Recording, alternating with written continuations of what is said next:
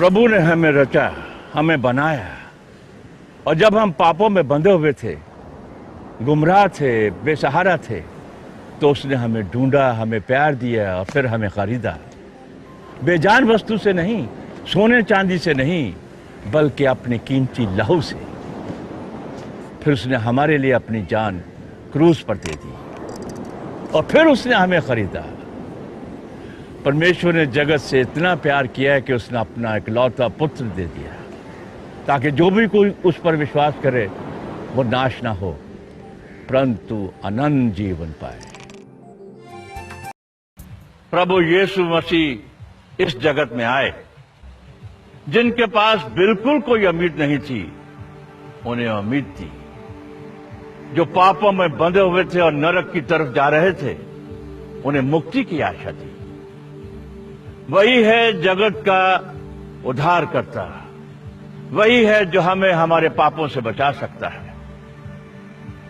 आज वही आपके दिल में जन्म लेना चाहता है। क्या उसकी दस्तक सुनकर आप उसे अपने दिल के अंदर जगह देंगे? सोचिए अच्छी तरह से। हजरत ईसा मसीह ने कहा है, सुई के इस छोटे से छेद में से ऊंट जैसा भारी भरकम जानवर गुजर सकता है, मगर ईश्वर के राज में दौलत का पुजारी कभी नहीं जा सकता, क्योंकि वहां दौलत का कोई मोल नहीं। मैं इनका फैन इसलिए हूँ, बहुत भगवान में, खुदा में, गॉड में मानते हैं, और हमारे को जब भी दुआ करानी होती है हम जॉनी भाई के पास जाते हैं। అంటే నేను బైబిల్ నుంచి నేను నేర్చుకుంది ఒకటి చిన్నప్పుడు, తనని తాను తగ్గించుకున్నవాడు హెచ్చింపబడునని. ప్రతిసారి నేను జై హింద్ అని అంటాను. అది నేర్పించింది నాకు ఒక క్రిస్టియన్ టీచర్ నేర్పించారు, సౌరీలో అని చెప్పి. ఆవిడ నేను అమ్మ అంటాను.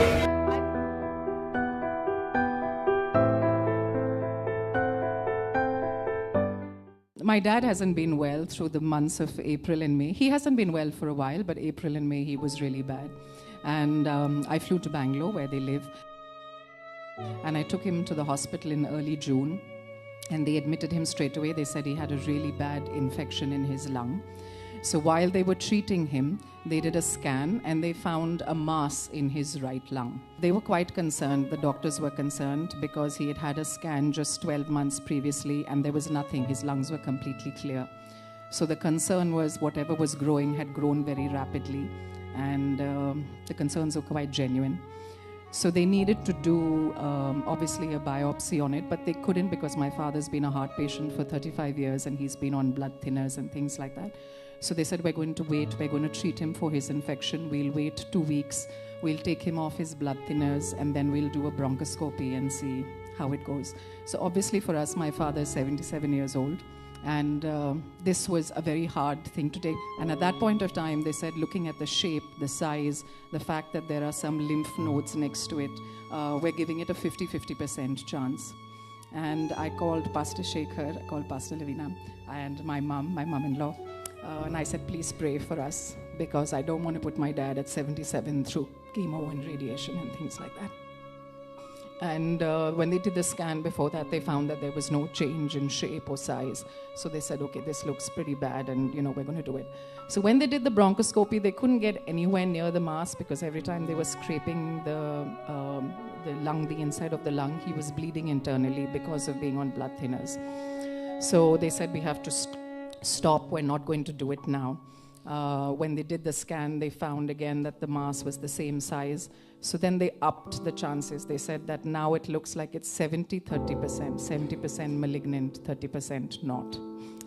And I know Pastor sent out messages to prayer groups, to you, to the church, to ask you all to pray for us. And I've never prayed so hard in my life. I walked 100 kilometers and prayed every step of the way. I did a walk to Santiago de Compostela, which is the burial place of St. James. And I meditated on something that Pastor had said here in this church on a Sunday that I had come in. And he said, we're human and our vision is limited and our thoughts are limited. And he said, don't focus on the doctor's reports, don't focus on our reports. but focus on the report of God, because His report and His vision is completely different from what we might see. And yesterday was Dad's scan, because they had said since they couldn't do it through the bronchoscopy, they said they would do a scan and then they'd do a guided CT scan biopsy. So they'd put a needle into his lung and then take out some of the mass. So yesterday was his scan, and God's report says that the mass has shrunk significantly.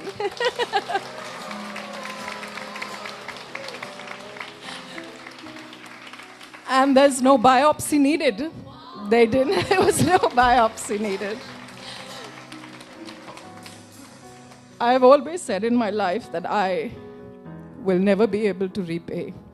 My God is good and He's great. And our blessings in our life are multifold, more than I will ever be able to repay. But I thank you. I thank you, pastors. I thank you, church. I thank every single one of you for all of your prayers. And I think the only way that I can repay is to pray for each one of you, to bless your families. Thank you. Thought हो जाएगा। आप में as a person बहुत परिवर्तन आया, सबकी जिंदगी में आता है, मगर आपकी परिवर्तन से एक कहानी जुड़ी हुई है, एक हादसा जुड़ा हुआ है कि how from this happy go lucky comic actor की लाइफ में एक ऐसा किस्सा हुआ कि उसने आपकी थॉट प्रोसेस को भी चेंज कर दिया। It was about your son not being well. क्या था हुआ? उसको एक्चुअली ट्यूमर हो गया था यहाँ पे गले पे। कितने साल का था? क्या नाम? उसका नाम जेसी है। उसको हम लोग यहाँ नानावटी में ले गए थे और ट्यूमर इतना सा था, तो डॉक्टर ने कहा इसको मैं कर दूंगा, तो नीचे खड़ा रहे, जो को सुनाते रहे अपने दोस्तों को, मैं 15-20 मिनट में करके आ जाऊँगा। मेरे को 10 मिनट में बुला लिया ऊपर ऑपरेशन थिएटर में। ऊपर गया तो ये उसको काटा हुआ था, लेटा हुआ। बोले यार मैं ट्यूमर निकाल नहीं सकता हूँ क्योंकि ये नसों में जकड़ा हुआ है, बाय मिस्टेक एक भी नस कट जाए ये पैरालाइज हो सकता है साइड में, इसकी आंखों की रोशनी कम हो सकती है, और भी 3-4 बातें बताई। तो मैंने कहा क्या करूँ मैं? तो बोले तुम बोलो। बोला मैं क्या करूँ, ने भी मुश्किल है, तो बंद करो, निकाल दो, सीधा वापस सी दिए। वापस सी दिया बिना ट्यूमर निकाले? हाँ, नहीं किया ऑपरेशन, तो वापस सी दिए। तो फिर हम लोग आयुर्वेदिक इलाज करना शुरू कर दिए थे। वही इतनी गोलियाँ खाता था दिन में, कुछ नहीं, तो वो बोले मेल्ट हो जाएगा, फलान हो जाएगा। वो छोटे से इतना बड़ा हो गया, इतना बड़ा हो गया। स्कूल में सब मजाक करते थे, ये कर वो कर, बहुत सा प्रॉब्लम था। तो क्या करें उसको, ऑपरेशन पर जा नहीं सकते, ये होगा फलाना होगा। फिर हम लोग ज़रा बहुत ज़्यादा फिर गॉड में आ गए। जब डॉक्टर ने ये कर दिया, डॉक्टर को हम भगवान मानते हैं, डॉक्टर खुद हमको यूँ दिखाता है, तो फिर एक ही रास्ता है, चलो भी क्या करें। हम लोग ज़्यादा स्पिरिचुअल हो गए, उसको हीलिंग सर्विस में लेके जाते थे, यहाँ ले जा वहाँ ले जा। हमारे क्रिश्चियंस में हीलिंग सर्विस होती है, जीसस के नाम से प्रेयर करते हैं तो हीलिंग हो जाती है। तो हीलिंग के लिए जाते थे बॉम्बे में ही, बॉम्बे के बाहर हैदराबाद, मेरी बीवी उसको हैदराबाद में ले गई, चेन्नई ले गई। तो ऐसा होता था, और लोग जो भी प्रेयर करते बोलते थे ये अच्छा हो जाएगा, एक दिन ये नज़र नहीं आएगा, in the name of Jesus tuber will disappear, नज़र नहीं आएगा, डरो मत, ये वो। लेकिन वो कब होगा, होता ही नहीं था। चलो अब छोड़ दो, उसी पे छोड़ दो। बच्चे को मैंने कहा बेटा अगर मैं तेरा बाप हूँ, खुदा नहीं हूँ, तेरे को एज ए बाप मैं तेरे लिए क्या कर सकता हूँ, शॉपिंग, कहीं घूमना है क्या, ये सब मैं कर सकता हूँ, इसके बारे में तो मेरे को बोलना नहीं प्लीज़, क्या चाहिए वो, मैं उसको कहीं घुमाने ले जाऊँ, फलाना करूँ। तो एक बार ऐसे अमेरिका गया हुआ था, अमेरिका में घूम रहा था मैं, यूके अमेरिका घूम फिर के 2 दिन बाद वापस आना था। तो एक संडे चर्च अटेंड करने गया मैं, तो अटेंड करके खड़ा था, तो एक प्रीस्ट जा रहे थे मेरे पास, तो उसकी नज़र पड़ी बच्चे पे। What is this? Tumour. Oh my god, small boy, very big tumour, my god. और take it to Sloan Kettering hospital, god is gonna heal him. अब हम लोग 2 साल से सुन के परेशान, god is going to heal him, god is going to heal him. तो बोला अच्छा, god is going to heal him, take him. हम लोग न्यू जर्सी में थे, तो न्यूयॉर्क के लिए कह रहे थे, न्यूयॉर्क में स्लोन कैटरिंग हॉस्पिटल था। तो मैंने सोचा यार ये कह रहे हैं तो एक बार दिखा लेते हैं बच्चे को। मैं वाइफ को बोला कि चलो भी कोशिश करते हैं। वाइफ ने वो बिल्कुल नहीं, क्योंकि ऑपरेशन करेंगे फिर ये होगा, नस वगैरह पैरालाइज होगा, ये होगा, डॉक्टर ने जैसे बताया यहाँ भी ऐसे ही होगा, होने वाला है। उन्हें कोशिश करते हैं 2 साल में कुछ चेंज हुआ होगा, करते अपने। तो फिर हमने चेकअप कराया, बीवी मैंने बना लिया, करते हैं, don't worry, God is good, विश्वास रखो, ऊपर वाला है, करेगा। तो हमने कोशिश की और वहाँ पर अच्छा डॉक्टर मिल गया। नरगिस जी का जिसने ऑपरेशन किया था वो डॉक्टर मिल गए। मैंने दत्त साहब को फ़ोन लगाया, दत्त साहब थे सब, तो उन्होंने वहाँ फ़ोन करके बताया डॉक्टर को मेरा बच्चा है वो ज़रा देख लेना, ज़रूर हेल्प करना। तो उन्होंने अपॉइंटमेंट दी। बहुत से डॉक्टर लोगों ने अपॉइंटमेंट ली उससे, एक्चुअली इन्होंने और ध्यान दिया दत्त साहब के बोलने के बाद। 3 घंटे का ऑपरेशन हुआ। मैं बॉम्बे आके वापस चला गया यहाँ पे, बच्चे को वहीं रखा था मैंने। 3 घंटे का ऑपरेशन में वो बिल्कुल ठीक हो गया, बस पूरा ट्यूमर निकल गया, एक पट्टी रह गई। वाह। तो वहाँ से मेरी लाइफ चेंज हो गई। मैंने कहा यार एक शक्ति है, गॉड है। तो मैंने कहा नहीं, अभी ये अगर हमारी वो प्रार्थना सुनते हैं, हम पे वो ध्यान देते हैं, तो हमको भी ज़रा ध्यान देना पड़ेगा, वहाँ भी और यहाँ भी। हम कोई गलत रास्ते पे, क्योंकि सक्सेस मैं बहुत सक्सेसफुल था, इतनी सक्सेस मिली हुई थी, तो नेचुरली इंसान है, हम लोग बिगड़ जाते हैं। दारू का खाना पीना ये सब होता है, और कुछ गलत काम भी करते हैं जो हमको लगता है हाँ हमको ये नहीं करना चाहिए, और कर देते हैं, और ये नहीं करना चाहिए। तो मैंने कहा मेरे बच्चे के लिए बहुत से लोगों ने प्रेयर किया, मैं भी सेवा में जाऊंगा, मैं भी लोगों के लिए दुआ करूंगा। तो ऐसी चेंज आई, होता है किसी किसी की जिंदगी में। तो मैंने 10 साल स्पिरिचुअल में चला गया। तो ये सब चेंज लाइफ में आती है, क्योंकि उस दिनों मैं बहुत पिया करता था, बहुत शराब पीता था मैं। तो अब मैं 15-16 साल हो गया छोड़े हुए, बिल्कुल छोड़े हुए, शराब नहीं पीता हूँ। Fantastic. और मेरा बच्चा एकदम फर्स्ट क्लास हो गया है। और आपने काम वाम भी छोड़ दिया था इस पूरे मैंने काम छोड़ दिया था क्योंकि मैं सेवा कर रहा था। हाँ। मैं अच्छे बहुत काम आता था, मैंने कहा नहीं मैं नहीं करूँगा। और फिर अच्छे रोल भी नहीं आते थे, फिर मैंने कहा मैं नहीं करूँगा, जब मैं आराम भी कर रहा हूँ, बिजी हूँ करके मैं इसी काम में बिजी होता था। सेवा में चले जाता था। जैसे क्या करता अपने पैसे खर्च करके मैं सेवा करता था। ऐसा नहीं कि वहाँ जाके मुझे पैसे मिल रहे हैं ना मैं अपने फ्लाइट टिकट अमेरिका इधर उधर जा रहा हूँ, अपना खुद टिकट बुक करके जाता था, अपने पैसे खर्च करता था मैं। आपको क्या मिला ये सब करने से? मतलब एक तो आपका हीलिंग में आपका विश्वास बढ़ गया, फिर आपने क्या, what did you get in return? मुझे उन दिनों क्या हुआ, जब बहुत प्रेयर करता था तो मैं किसी के लिए दुआ करता था, वो अच्छा हो जाता था। वाह। ये हमारे बिल्डिंग में एक मिताली भूपेंद्र जी रहते हैं, मिताली जी गजल सिंगर। वो आई एक बार, मेरे को कैंसर है बोले, ब्रेस्ट कैंसर है। तो मुझे बहुत दुख हुआ, क्योंकि वो और हम लोग दोनों स्ट्रगल किए साथ में। हम कल्याण जी आनंद जी भाई के पास मिलते थे। तो मुझे बड़ा हुआ कि क्या हुआ, कैंसर। रोने लगी, मेरी बेटे का क्या हो गया। तो मैंने ऐसे किया तो मेरे को आवाज़ आई, उसको बोल दो उसका कैंसर मैंने निकाल दिया है। मैंने कहा आपका कैंसर निकल गया? उसको समझ में नहीं आया। आपका निकल गया। बोले जॉनी भाई रिपोर्ट आ रहा है, 1 रिपोर्ट आया और 2 रिपोर्ट आना है, और वो ये है वो है। बोले नहीं वो भूल जाओ, खुद नहीं, खत्म, फिनिश, वो निकल गया आपका। 4-7 दिन बताया, बोले रिपोर्ट है, अभी जाके चेकअप कराओ। आपका निकल गया, मैं बोल रहा हूँ ना। फिर चेकअप करा, 2 रिपोर्ट है उनके पास, एक में कैंसर, एक में कैंसर नहीं है। एक असरानी साहब का ड्राइवर आया मेरे पास, मैं बाइबिल पढ़ते बैठा था, वो आया, जॉनी भाई सलाम अलैकुम, कैसे हैं? बोला अरे अच्छा कैसे?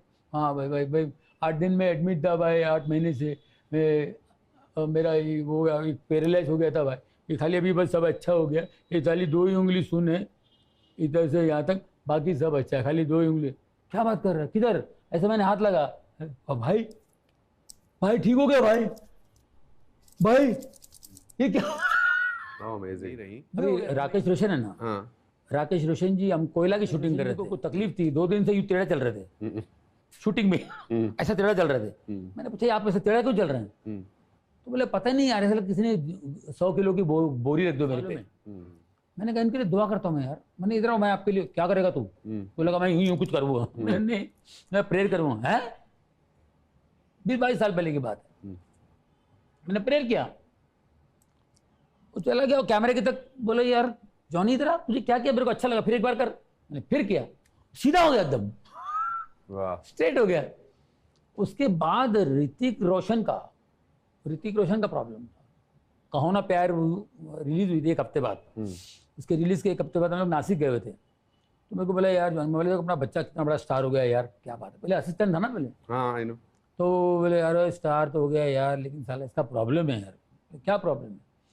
अरे यार उसको पता नहीं बचपन से लीवर पे सूजन है, इतनी इतनी गोलियां खाता है ये। क्या बात कर रहा, हाँ इसकी सूजन है, पता नहीं क्या है, इसकी सेहत भी बनती नहीं इसकी। अरे जॉनी तूने मेरे को कुछ किया था यार वो टाइम, तूने प्रेयर वेयर कुछ किया, इसका कुछ मैं यार करूँगा, अपना बच्चा है यार। मैंने हाथ लगा के in the name of Jesus prayer किया, मैंने आज के बाद कोई स्वेलिंग निकल जाओ स्वेलिंग, क्योंकि मैंने ऐसे बोल दिया। और वो दिन और आज के दिन कभी गोली नहीं खाई थी।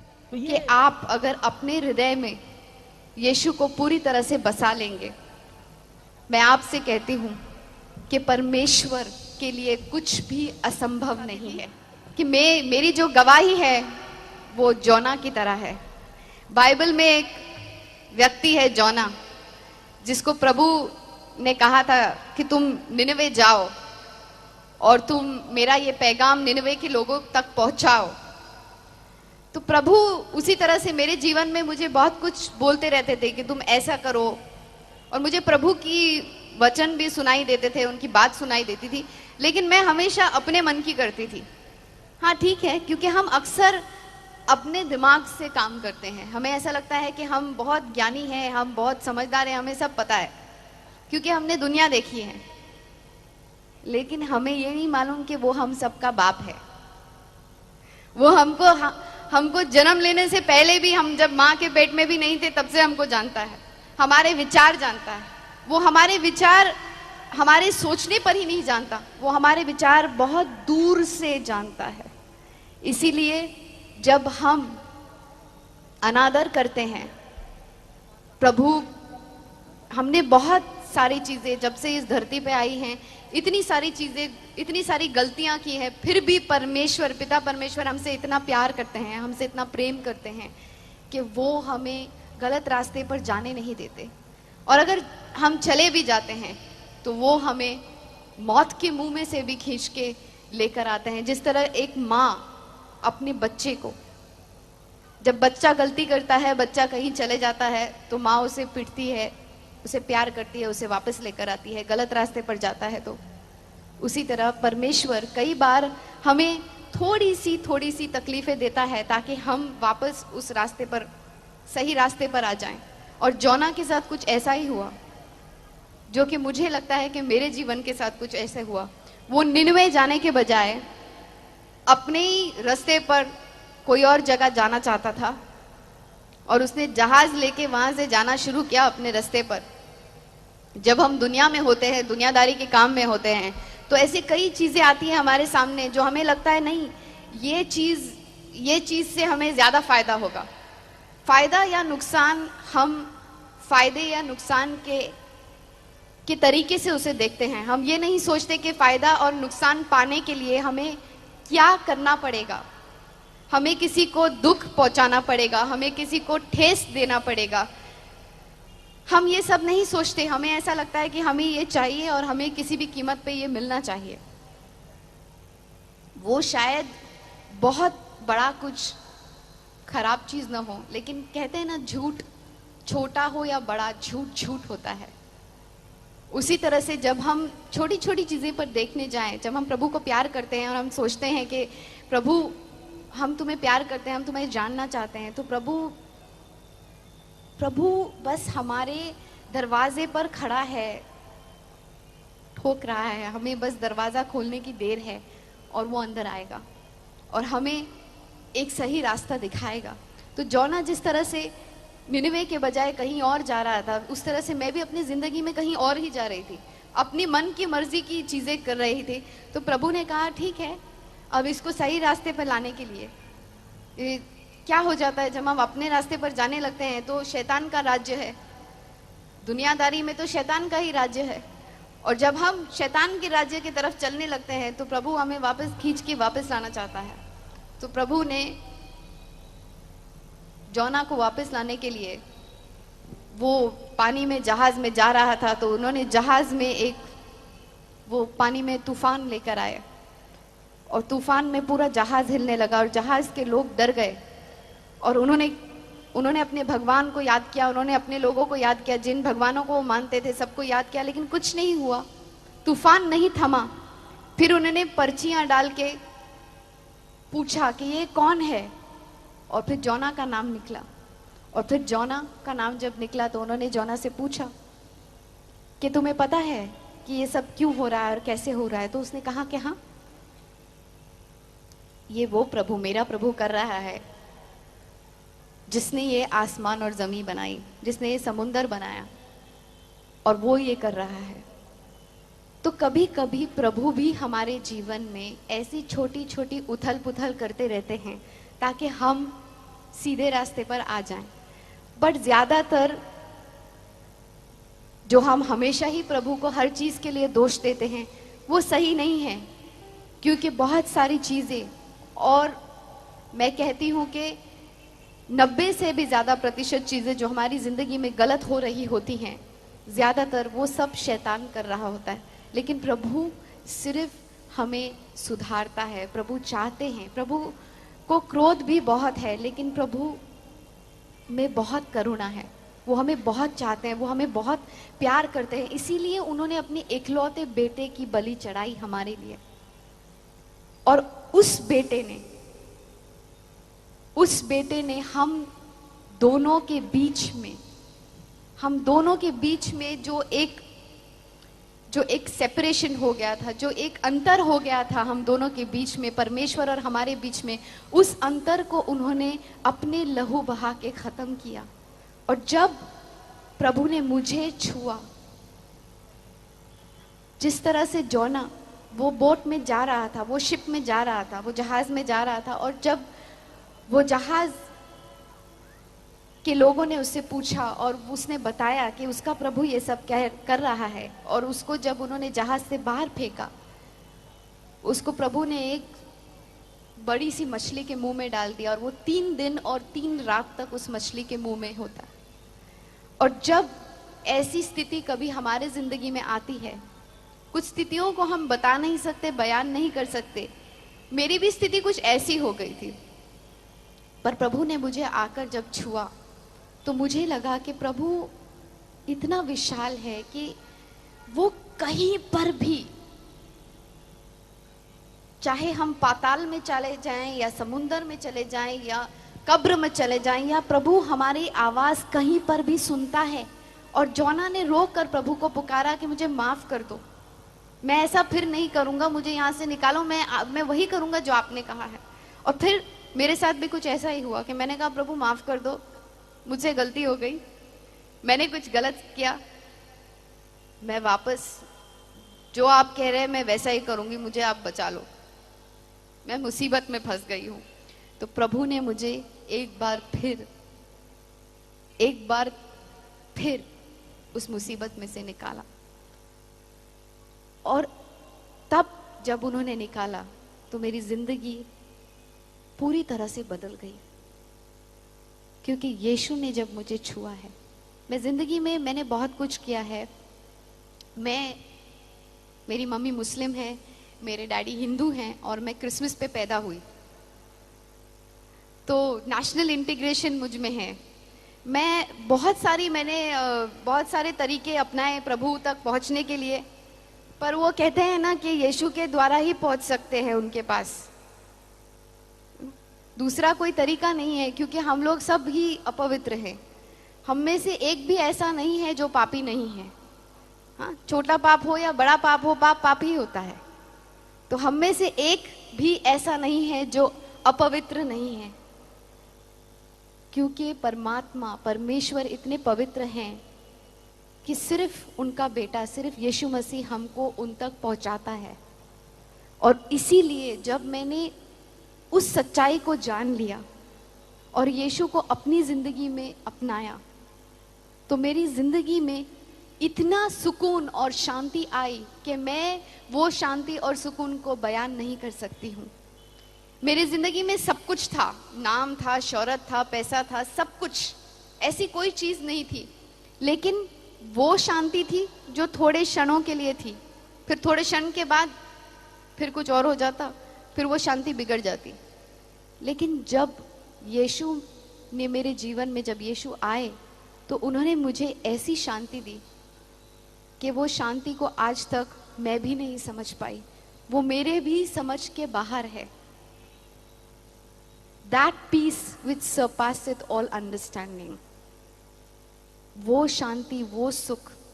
और जब शांति होती है ना, तो वो शांति सिर्फ एक घटना नहीं होती, सिर्फ एक हैपनिंग नहीं होती, लेकिन वो जिंदगी जीने का एक मकसद हो जाता है, वो जिंदगी जीने का एक तरीका हो जाता है। इट्स लाइक अ लाइफस्टाइल, जीवन शैली हो जाती है। तब जाके वो शांति हम, पॉल और साइलस, जब वो दोनों प्रिजन में थे, उस वक्त अपोस्टल पॉलस के पास कोई होप, कोई आशा नहीं थी कि वो बाहर निकलने वाले हैं, लेकिन उन्होंने हम सबको एक ही चीज सिखाई कि किसी भी परिस्थिति में तुम आनंदित रहो, प्रभु की महिमा करो, प्रभु की स्तुति करो, और कोई भी स्थिति हो, अगर तुम आनंदित रहोगे तो कोई तुम्हारा कुछ नहीं बिगाड़ सकता, अगर प्रभु का हाथ तुम्हारे सर पे है। वो आनंद जो तुमसे कोई नहीं छीन सकता, वो आनंद जो तुमसे कोई नहीं ले सकता, वो आनंद जो तुम खुद भी नहीं समझ सकते, वो शांति जो तुम खुद भी नहीं समझ सकते कि तुम क्यों इतने आनंदित हो।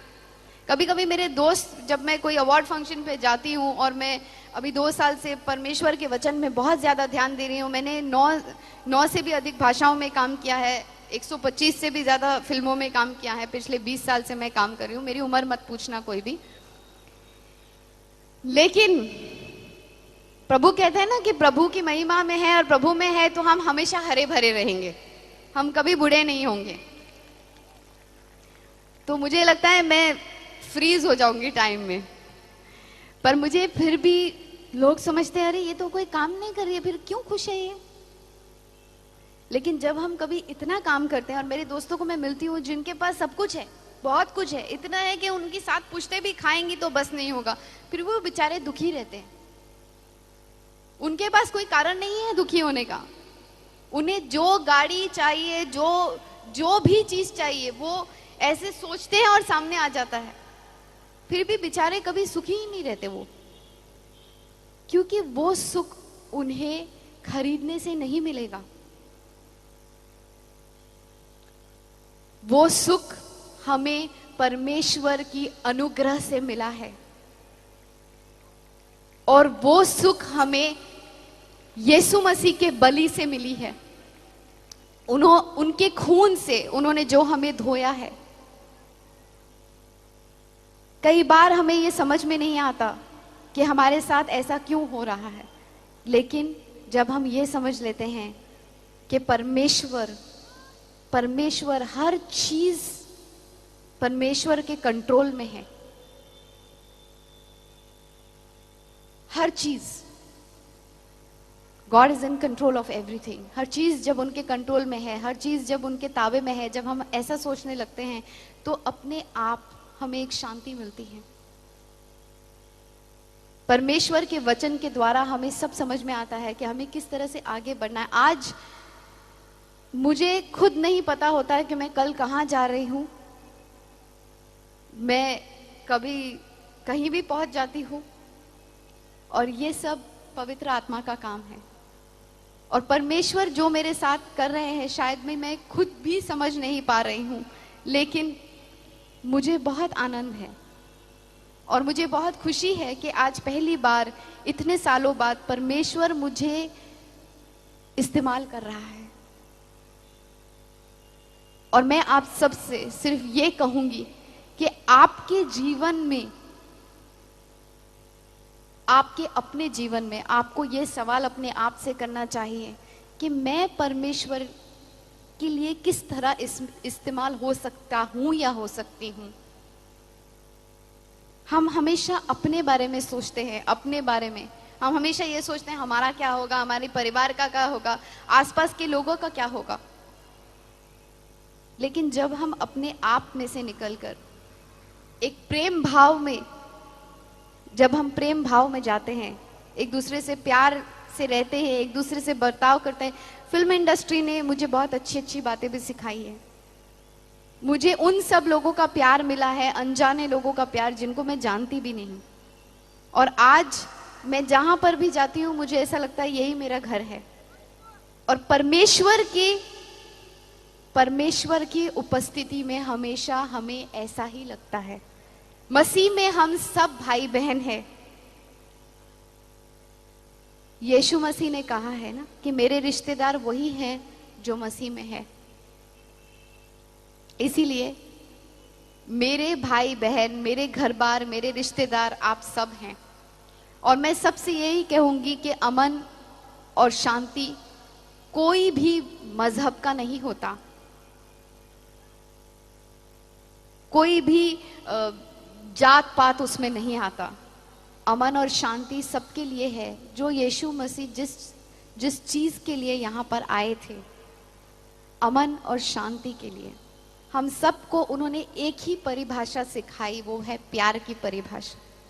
हम सब अपने करियर के बारे में सोचते हैं, अपने बारे में सोचते हैं, लेकिन जब हम खुदा के बारे में सोचने लगेंगे, जिस तरह से परमेश्वर हमारे बारे में सोचता है, तब वो हमारे जीवन में एक ऐसा कार्य करता है जो हमारी भी समझ के बाहर होता है। जब हम अपनी समझ से चलते हैं तो हम शायद वो सब नहीं कर सकते, पर जब हम परमेश्वर के ऊपर छोड़ देते हैं तो परमेश्वर हमको एक ऐसी स्थिति पर लेके जाता है, इतनी ऊंचाई पर लेके जाता है जो हम खुद भी उसका अनुमान भी नहीं लगा सकते। और मैं सिर्फ इतना आपसे कह सकती हूं, ऐसा होता है ना कि कोई मुझे पूछेगा कि गुलाब जामुन कैसे होता है, तो मैं बोल सकती हूँ गुलाब जामुन ब्राउन कलर का होता है, जामुन क्या ब्राउन कलर का होता है और अंदर से बहुत मीठा होता है और बहुत अच्छा होता है। लेकिन मैं आपको ठीक तरह से उसका स्वाद बता नहीं पाऊंगी जब तक आप उसे चखेंगे नहीं। तो यीशु मसीह के बारे में मैं बयान नहीं कर पा रही हूँ जब तक हम सब ने यीशु मसीह को स्वीकार किया है, बहुत लोगों ने यहाँ से, लेकिन जब हम उनको अपनी जीवन का अधिकारी बनाते हैं, अपने खुद के शरीर का अधिकारी बनाते हैं, क्योंकि हमारा ये जो शरीर है ये प्रभु का मंदिर है और हमें इसके साथ ऐसी कोई चीज नहीं करनी चाहिए जिससे ऐसा कुछ हो कि हम प्रभु की आवाज नहीं सुन सके। और जब हम प्रभु की आवाज सुन पाते हैं तो हम में एक ऐसी शांति आ जाती है कि हमें आगे के सारे रास्ते हमारे खुलने लग पड़ते हैं। हमें यह पता होता है कि प्रभु का प्लान, प्रभु की योजना हमारी जिंदगी के लिए क्या है और वो सबसे ज्यादा जरूरी है। और जब हम उस शांति को पाते हैं जो प्रभु की शांति है, जब प्रभु के चेले ने उन शांति को पाया था, उस शांति को पाया था, तो उन्होंने जाके जगत भर में प्रभु का पूरा वचन फैला दिया था और वो भी शांति के लोग हो गए थे और शांति ही शांति फैल गई थी। उसी तरह से जब हम भी उस शांति का पैगाम लेके लोगों के पास जाते हैं तो थोड़ा सा उसका एक अनुभव फैलाते हैं।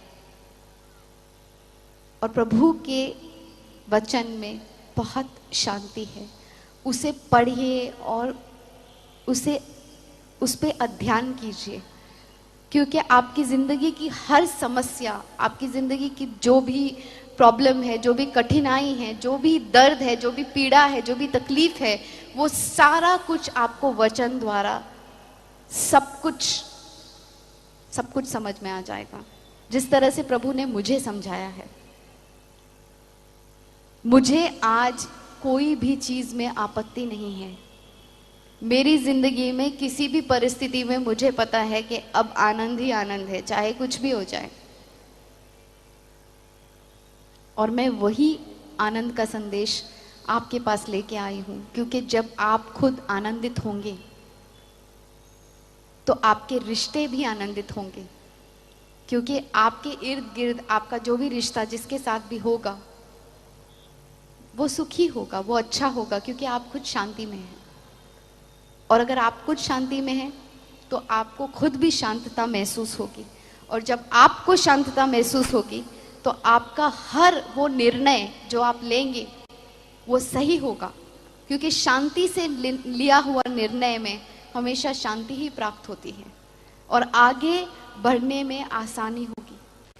आज मुझे लगता है कि मेरी जिंदगी का मकसद पूरा हो गया। उनके साथ अपना रिश्ता बनाएं, और जब आप उनके साथ एक रिश्ता बनाएंगे आपको हर चीज का जवाब जिंदगी में मिलेगा, जिस तरह से आज मुझे मिल रहा है। अगर आज मैं परमेश्वर के साथ समय नहीं बिताती तो मुझे कुछ अजीब सा महसूस होता है। मुझे ऐसा लगता है कि मैं बहुत कुछ खो रही हूँ।